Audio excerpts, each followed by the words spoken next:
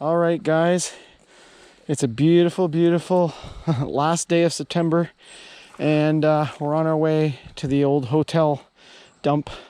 The water is like super low. We've had like almost no rain in the last few weeks, actually for the last month actually.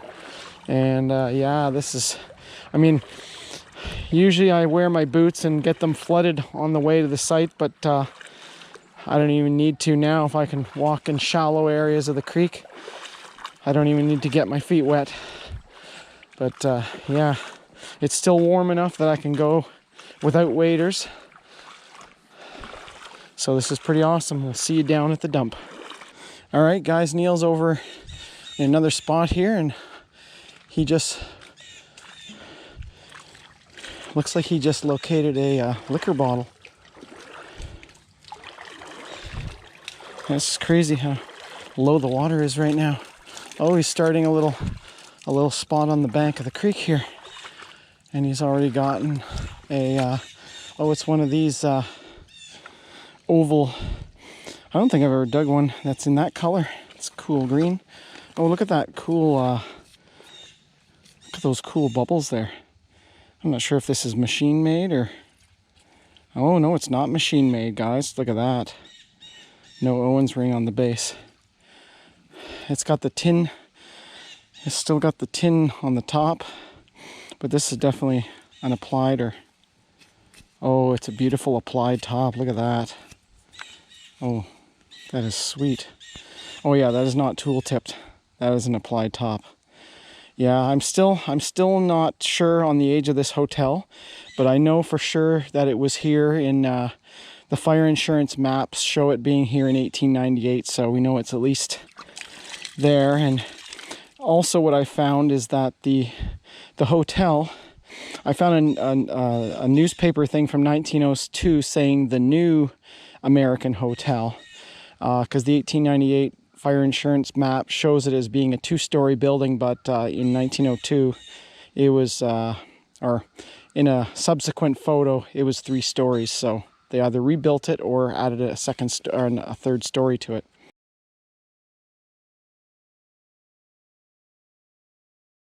All right, guys, this was so yeah, we're gonna dig this spot. Since the water's low, this is a good time to get in this spot. And check this one out that I found on oh my god, this was a broken one in nice yellow green, but check what Neil just dug. Oh, that is sweet. That's a telephone insulator, and unfortunately we got a big chip on the side, but we got a diamond. Oh, where's there it is. There's the diamond. Very cool. Yeah, so this, going back many years, this is the area where I remember digging. Oh, copper scrap. Is that brass, or is that just, not sure. Holy crap, I think that's it's toned green like scrap. Geez, we're finding that's a good piece of scrap. But back to the insulator. Yeah, let's get that cleaned up and get a better look. And there's another one. Oh, look at the milk in that one. That's one that I found here before, but I didn't notice this. This is a bar pony, but look at the milkiness in that. Oh, that's a sweet insulator. Very cool. Unfortunately, it's just a half, but you can see the milk swirls. We'll clean that up and get a better look. All right, guys, there's the aqua one cleaned up. Unfortunately, she's got a big piece of damage and that on the bottom. Probably won't take that home because I got tons of these at home already that are in much better shape. But let's take a look at that. Let's take a look at this other one. Look at the milk swirls through that. That is just crazy. I have a few aqua ones like that, but this one is like more of a, almost like a green aqua. But the milk wisps through that is just beautiful. Yeah, we're definitely on a good spot. So we'll keep digging here, and a lot of those rocks, those big rocks, unfortunately, it might be tough to dig under them, but they seem to have been dumped down the slope in later years. So the older stuff is going to be, we're going to have to dig under that to get anything. All right, guys, I dug down to the base layer of the bank of the creek, and so I'm just pulling material down now. And two things came out that have some good promise. I see a med, and I see a stoneware ink. I found a stoneware ink before, but it was busted. And let's look at the stoneware ink first. Oh my god. Unfortunately, I think it's busted. Or is it just... no, it's busted down the middle. Can you clean that up, Neil, and look at it and see what it looks like? And then we got this med here. From here it looks intact. It's embossed, actually, which is really sweet. Oh, we got a Nervaline Kingston. Oh, I've been hoping to get one of these. And it's in a beautiful light green. Doesn't appear cracked. Oh, finally. Nervaline. Why can't you be true? And you sure are today. That's awesome. All right, Neil's gonna clean that one up, and I'll trade him for the... Oh, that's definitely Bennington pottery. It's got that gray look to it. Yeah, I think that's... Yeah, unfortunately the bottom is busted out of that ink. That's too bad, but that's cool. Maybe we'll keep it as a placeholder. Oh, Neil's got the Nervaline cleaned up, and it's actually corked. I'm finding this an awful lot here of corked stuff with the corks still in it. That's crazy, and that's a beautiful deep green. And we got a... Oh yeah, that's a tooled top. We definitely got like an early 1900s, and that's a Kingston bottle.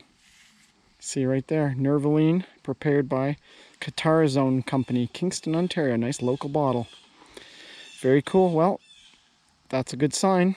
I mean, hard to say if this has been dug. I mean, somebody could have left this behind. These are pretty common. So we'll keep digging at it and working at the base layer. A lot of times I found that stuff had sunk like maybe a good foot into the base layer, so somebody might have not gone that extra distance to go for it, or maybe this just has never been dug at all. It's hard to say. It's a lot of rocks, and there's a lot of rocks were thrown in here as they were throwing garbage, so hard to say. Look. Oh, very cool, guys. Neil just pulled this out just after the amber. Oh, we got a beautiful aqua whiskey, and it looks like an applied top. I don't see any Owens ring on the base. And we got something, this might be a teacher's, actually.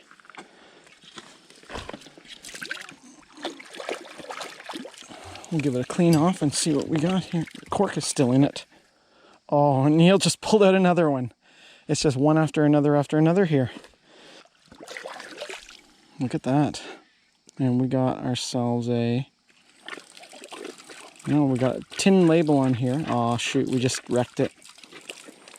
All right, we won't touch it anymore, but it's some brand I'm not sure of.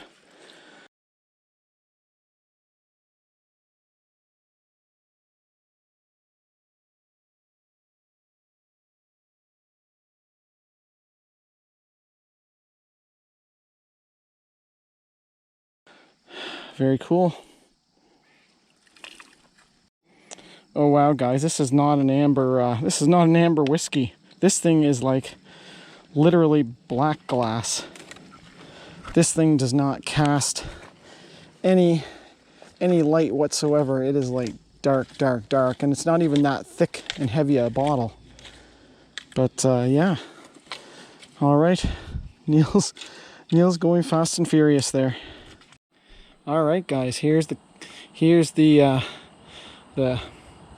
interim cleanup. Neil didn't rinse out the bottles too well from the creek, although his gloves were dirty, so he did the best he could, but I had to give it an extra rinse. And we'll go over, we got 6 of the amber whiskeys. Unfortunately, most of them are machine made. There is I think 1 or 2 turn molds. The crazy thing is this one is like literally black glass, but you can only, you actually have to look into the sun and you can barely see the amber. It is such a dark red amber, but that's pretty darn cool. I've never seen one so black before, and it's machine made too, so I mean there's such variation in those things. I mean, they didn't standardize glass making back in the day, but yeah, there's our turn mold right there. Not too bad. And yeah, we got our flask, just a nice amber, and we still have the cork left in it, which is really cool. We don't often find them like that. Usually you find the stoppers in them, but no cork. So that's pretty cool. Nothing too special about this. I mean, actually it does have some nice character on the glass. So this is probably an early machine made beer. Most likely a Molson's. And I don't really keep these, but Neil takes them anyway. A graduated med, machine made, probably 20s or 30s. It's cork too, so Neil wanted to take the stoneware anyway, even though it's busted on the bottom.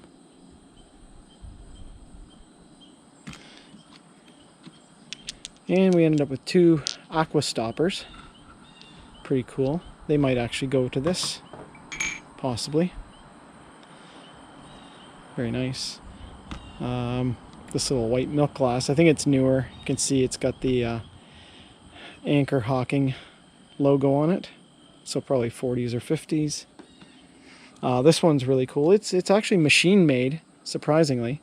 But it's Nervaline, Katara's own company, Kingston, Ontario. I've always been wanting one intact, and finally, and it's got the cork in it. We'll try and keep this as, I don't know if there's enough liquid in it to keep the cork wet, but we'll lie it on its side and hope for the best.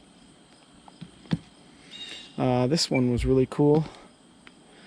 Trying to figure out the brand, but it's some sort of whiskey.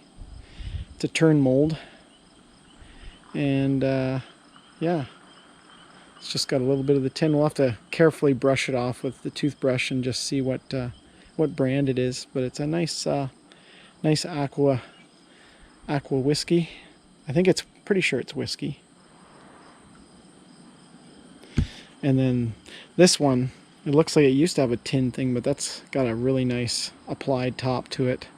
It's kind of goopy at the base of it, and it's got some nice almost like whittle mold type texture to it.